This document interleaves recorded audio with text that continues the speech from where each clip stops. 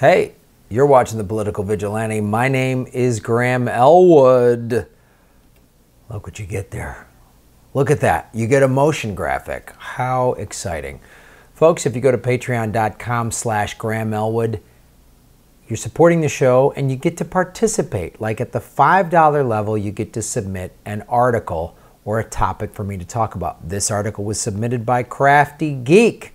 Thank you, Crafty. You've been supporting the show from early on. We're coming up. We're coming up on 2 years of doing Patreon. We've been doing the show January 2nd, 2017 is when we launched. We've been doing it for 2 years. We're over 12,000 subscribers. We started with 164. And a lot of that is to all of you watching and, of course, the Patreon supporters. So this was submitted, this article.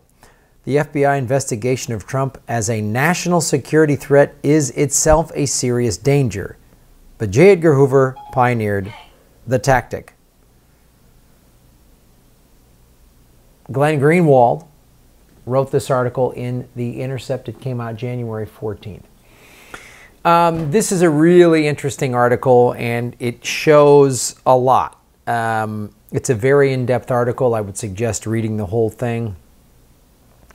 One of the things that it talks about is Henry Wallace. Now, we've talked about Henry Wallace before. He was the vice president to FDR, but then he got pushed out for Truman, who was way more of a hawk. And I'm going to go into some of the things here, but in the article, Greenwald puts a whole excerpt of one of his speeches that he gave in 1946 at Madison Square Garden. So if you watch, and I talked about this before, if you watch Oliver Stone's History of the United States, which is on Netflix, you can see this whole thing, how it transpired, and what Glenn Greenwald is discussing is how the FBI has been vilifying anybody who wants peace with Russia. Wallace was saying the threat from Russia is not that significant back in the 40s. So one of the things that Oliver Stone talks about in that documentary series is going into the 1940 Democratic Convention. So FDR was running for his third term. He wrote a letter to the Democratic Party and said, don't move center, don't go to the right, stay left, right? It was a big thing that he talked about. And not a lot of people know who Wallace is. It's by design that we don't study who Henry Wallace is. We don't know who Eugene Debs is, who ran for president as a socialist and was put in jail. We don't know who Fred Hampton is, who was a Black Panther leader who was unifying poor whites and blacks in Chicago and was killed for that. We don't know. We don't study these people. And this is why, because this is a threat to capitalism. This is a threat to American power.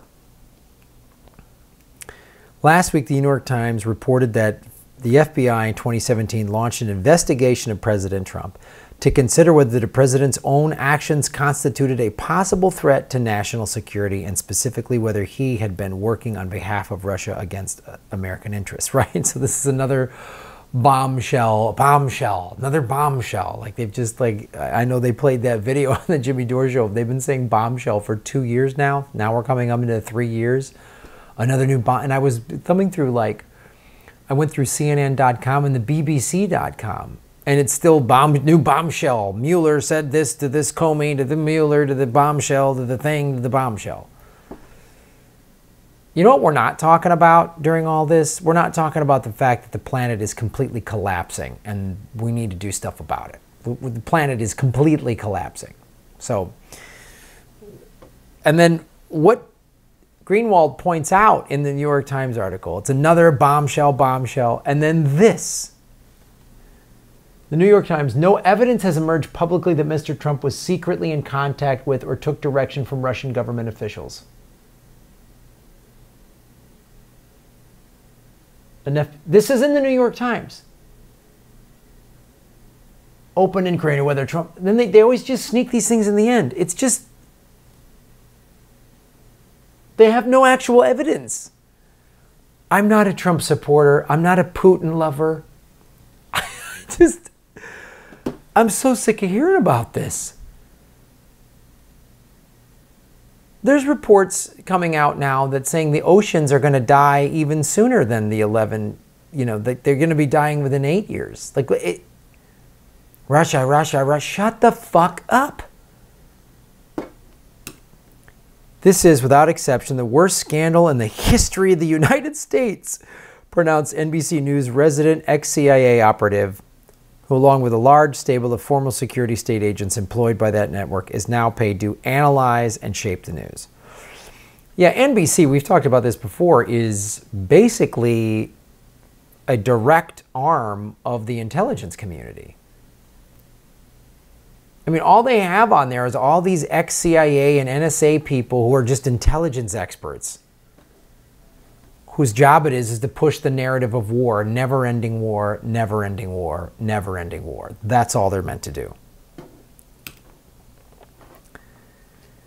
The FBI's counterintelligence investigation of Trump is far from the first time that the FBI has monitored and surveilled and investigated U.S. elected officials who the agency, that's the other thing, and all these are, they say this is the first time the FBI has been doing this since it was created, right? The FBI specialized in such conduct for decades under J. Edgar Hoover, who ran the agency for 48 years. Perhaps the most notable case was the Hoover-led FBI lengthy counterintelligence investigation of the progressive Henry Wallace. Both when he served in multiple cabinet positions in the Franklin administration and then as FDR's elected vice president, the FBI long suspected that Wallace harbored allegiances to the Kremlin and used his government positions to undermine what the FBI determined were U.S. interests, which is just money and power, and corporate interests, right? We've talked about this before. We've done this throughout Central and South America. We've done this throughout the Middle East. So a country will have resources that we want. In Central and South America, oftentimes it's like agriculture, it's sugar, it's bananas, it's land. Somebody gets elected in there. Democratically elected leader wants to give the land. This happened all the time in Central America. Wanted to give the land back to the people. That hurt American corporate interests. So then the CIA backs a coup. And then we put these monsters in power like the Shah of Iran, like Pinochet in Chile, like just monsters. That's what we do. So Wallace wanted peace. Wallace was regarded by the FBI as having suspect loyalties because as vice president, he repeatedly insisted that the threat posed by Moscow was being exaggerated. Oh, can't say it's not a real threat. And we're doing the same thing now. We want to go to war with Russia. He often accused the U.S. government of disseminating propaganda about Russian leaders. He urged less belligerent and more cooperative relations with the Russian government. He opposed efforts to confront Russian influence in his own region. Here's an excerpt from, if you read the whole article, I believe Greenwald puts in the whole transcript of his speech in Madison Square Garden in 1946. This is the thing that like the FBI was like, this speech, uh-oh.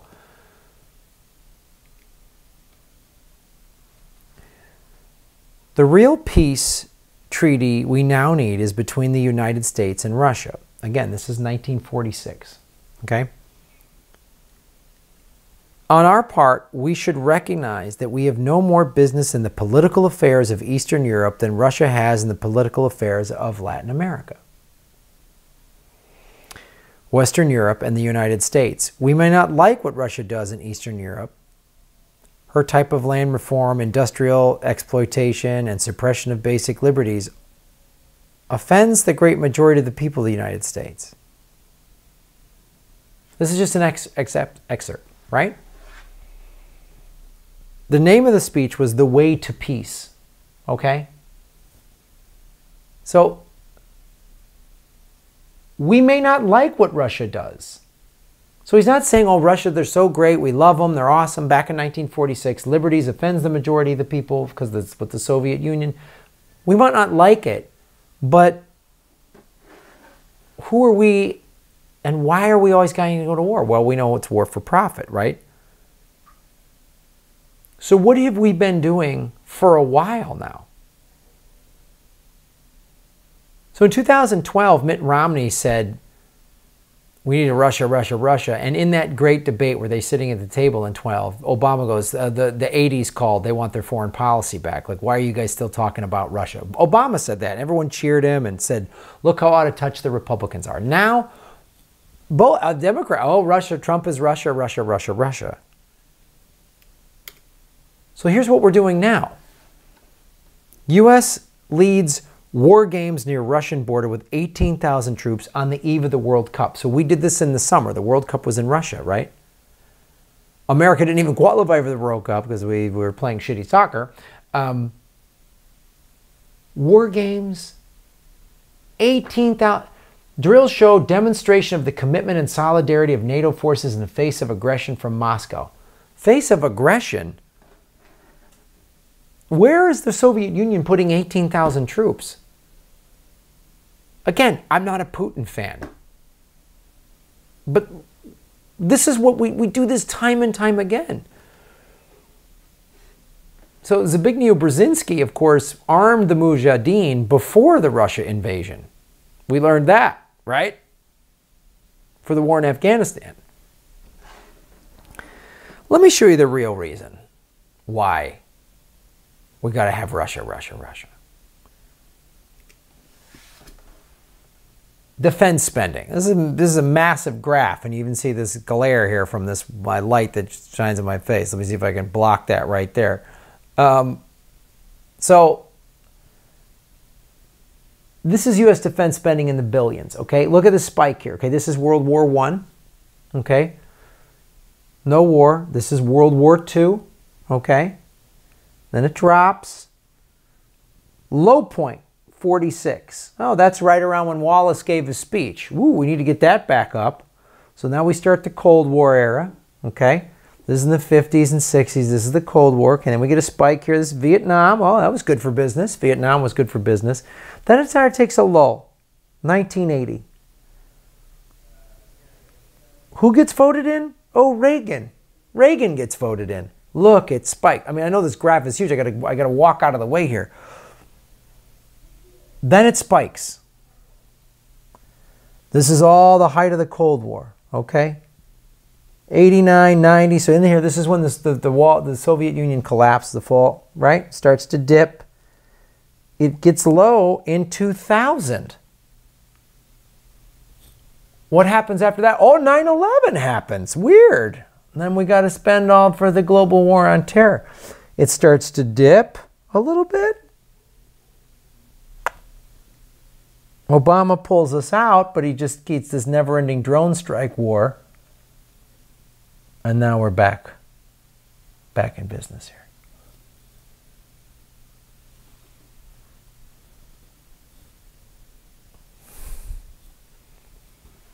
See? Henry Wallace, bad for business, kids. Bad for business, Henry Wallace. All that hippie peacenik talk. We got to get these numbers up.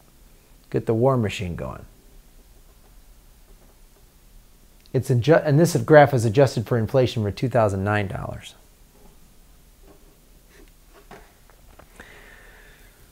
This is why we need big bad Russia, guys. We need the Russia scare.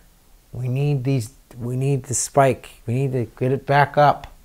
Oh, it took a dip down here. Boy, we better attack Assad and whoever else we got to get after. Iran. Boy, if we get a war with Iran, we can really push this number up. We start doing 9 and 10 wars and a ground war, and whew, that'd be great. Maybe we got to go and invade North Korea. When we get to all the numbers, then we just really pump these graphs up. Get the numbers pumping. Thank you, Crafty Geek, for submitting this article. Folks, go to patreon.com. It is a great way to support the show. You get to participate in the program. There's levels where you get bonus early access to audio. You get bonus video. There's level in there where we can have a Skype interview. Get access to exclusive content. Like Ron and I were doing bonus interviews and stuff like that on the last Progressive Comedy Tour. Which, of course, in March, we are going to Lafayette, Louisiana, Oxford, Mississippi, New Orleans, and Pensacola. Go to GrahamElwood.com for the Progressive Comedy Tour dates. Also, January 30th, doing the Political Vigilante live here in Los Angeles. Come out to a live taping. They're a lot of fun. Thank you for watching, everybody, and thank you for making Gotham great again.